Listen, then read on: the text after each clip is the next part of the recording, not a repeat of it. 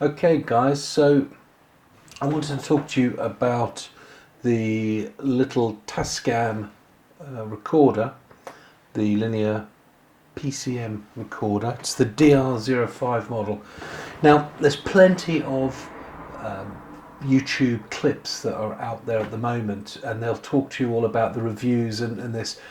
Listen, they're really good. I suggest you go and watch several of them.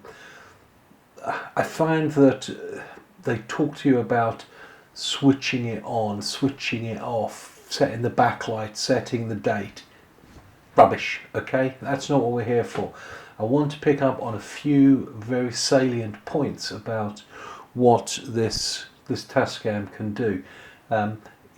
When I first started using it, one of the problems that I had was getting the sound right and selecting the right waveforms. And it's a bit of research and a bit of playing around, and it's kind of finally got me to where I am. And I just wanted to share that quite briefly with you in this very short little movie. So some of the items that I wanted to talk to you about was the low cut. Now on the actual recorder itself, the low cut is it's a frequency, and what it does is it suppresses some of the background noise. You can actually use the low cut in flight, so I'm actually recording this whilst I'm talking to you, and I'll cut this in post-production, but I'll sample it as it came off the camera. I'm using the D500. So the low cut is predominantly set for some background humming, some noise that you get, something like off the PC, off the fan, and we'll try it here. I'll move the low cut down. I'll switch the low cut off, and then we'll just go a bit silent.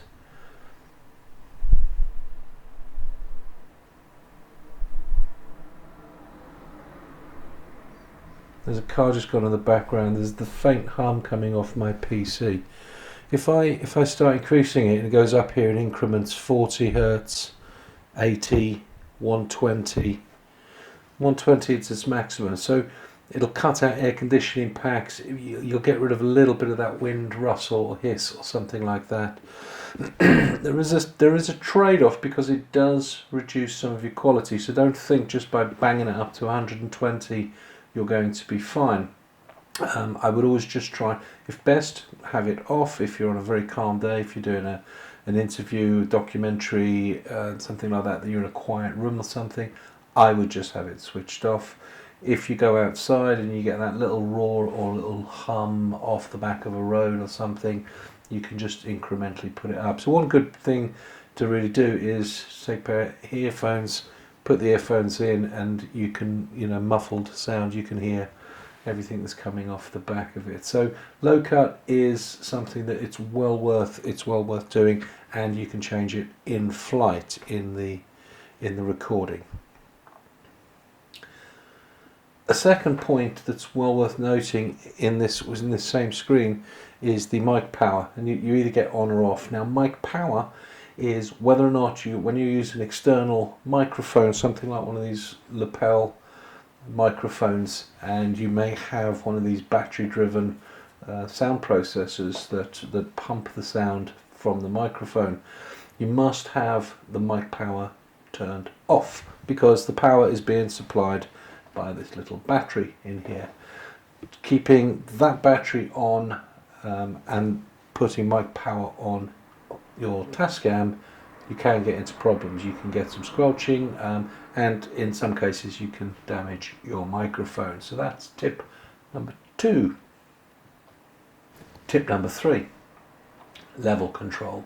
Probably one of the most important ones that we've got at the moment. Level control, you've got 4 settings on that. Looking down at your screen, you've got your off, you've got your peak, auto, and you've got limiter. Now it's important that you understand what these 3 are for, actually, if you include off. So when you've got your record level on your Tascam, your record level will actually be adjusted by your level control. Your level controller is going to be probably one of the most things. So when you look at your screen, you've got a little diamond on there. That little diamond on the main bar, where you can see the left and right waveforms coming in, that is set at minus 12 dB, minus 12 decibels. That is your most optimum position for any sound recording. What the level control is going to attempt to do is try and keep you at the 12 decibels. So in the off position, you have to use your record levels manually, and you have to bring them up and down. So typically what you'll do is you'll do some kind of voice test, testing 1 2 3, testing 1 2 3, and you can adjust that control so you're trying to get the bars to be bouncing up to, or maybe just a little beyond that minus 12.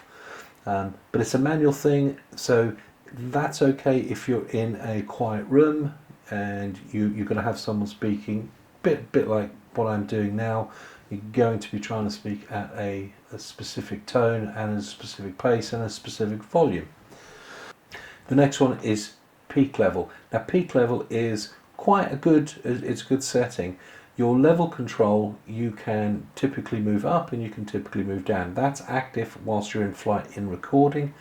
But if you've got it set on peak level, if it senses the volume increasing on the input channel, it will actually automatically bring your level down.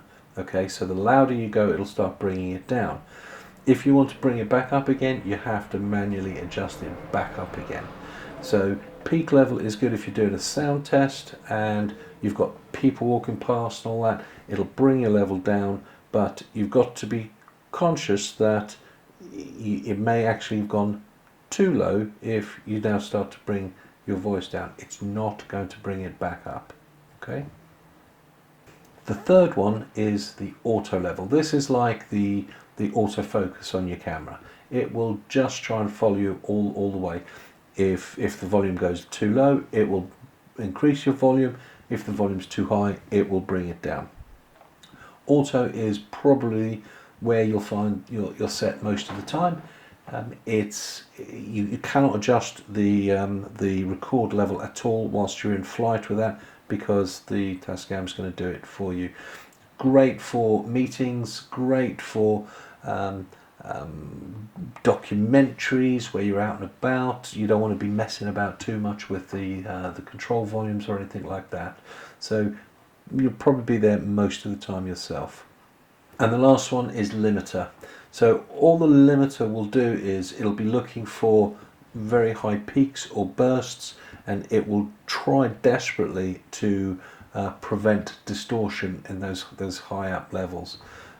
So good for concerts, things like that, where the noise is going to be going up and down. There is a trade-off, because as it desperately tries to adjust the volume in flight, the input in flight, then you do tend to get some distortion, but it's not too bad actually, and I think the DR-05 actually handles it quite well. So for me, keep it on auto as much as you can, unless you know what you're doing, but remember you can't adjust the volumes thereafter. Last but not least, recording types, MP3 or WAV forms. Look, there's not much mystery behind this. Dependent on what you're doing, I would always go for the WAV form. Basically, MP3s are the poor relation to the WAV, so always go for a WAV file.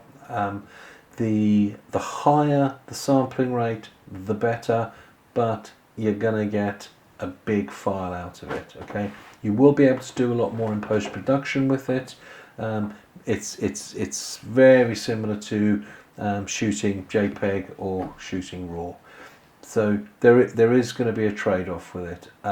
If you're just doing some typical good movies with your DSLR and you're out there, use the WAV 44.1, 48. You're fine. You're fine. Trust me. I wouldn't be messing about with that. Have a play with those anyway. You'll see it. And I find personally, even to a trained ear, it's quite difficult to actually hear the difference after you've put it up on YouTube or something. It's quite subtle. You'll only see it when you put it into a third-party bit of software.